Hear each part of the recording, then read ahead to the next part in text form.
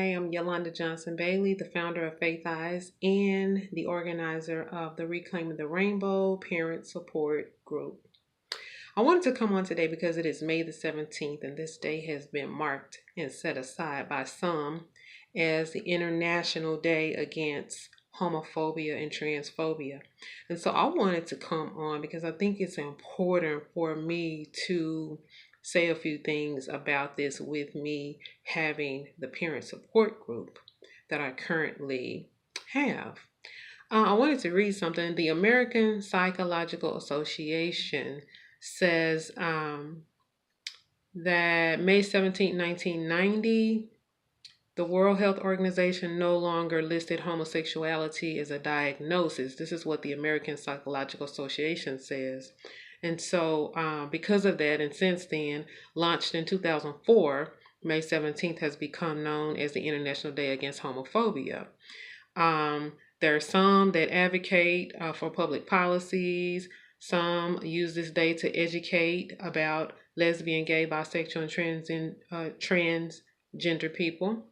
And it's also been set aside for an opportunity for individuals, groups, organizations, anywhere to do anything they wish to mark this day.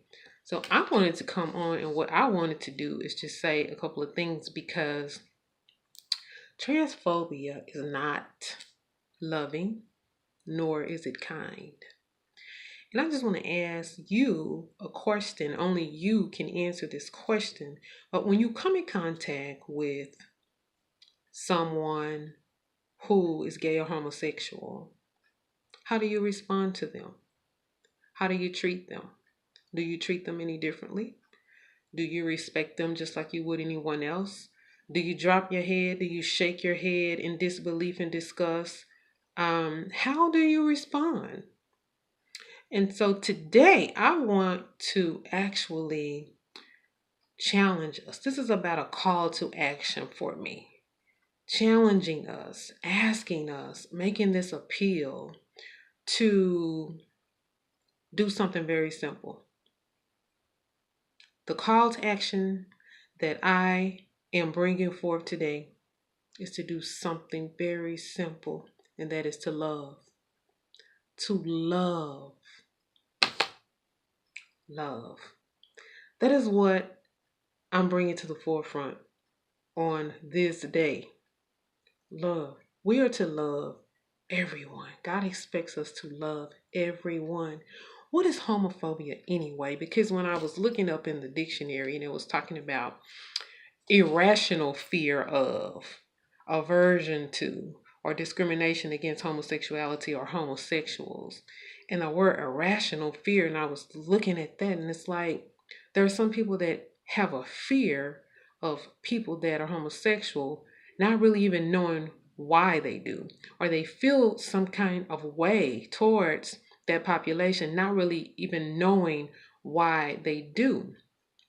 So I am just coming on today to encourage us to look beyond what we see with our natural eyes and see what is in the heart of a person. Try to see the good in a person. Sometimes we can be really quick to judge, to bash, to condemn. None of those things are of God. If we're going to love, and if we're going to love people the way we want to be loved, we've got to understand that we cannot judge lest we want to be judged with the same measure. And sometimes it's as simple as stopping and taking a look at the person in the mirror, because sometimes this is what we need in our lives. This right here is what we need, a mirror, so that we can take a long, hard look at that person that we see. Because sometimes we have issues, but we're quick to judge somebody else's issues, and we're quick to magnify somebody else's sin when we sometimes have things that we haven't been delivered from ourselves.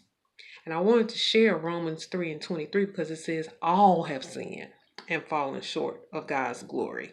All means all.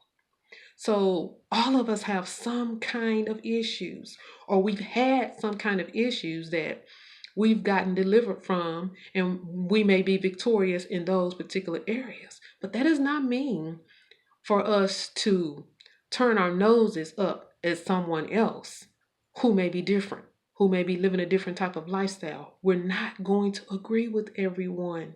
It's not our job to agree with everyone.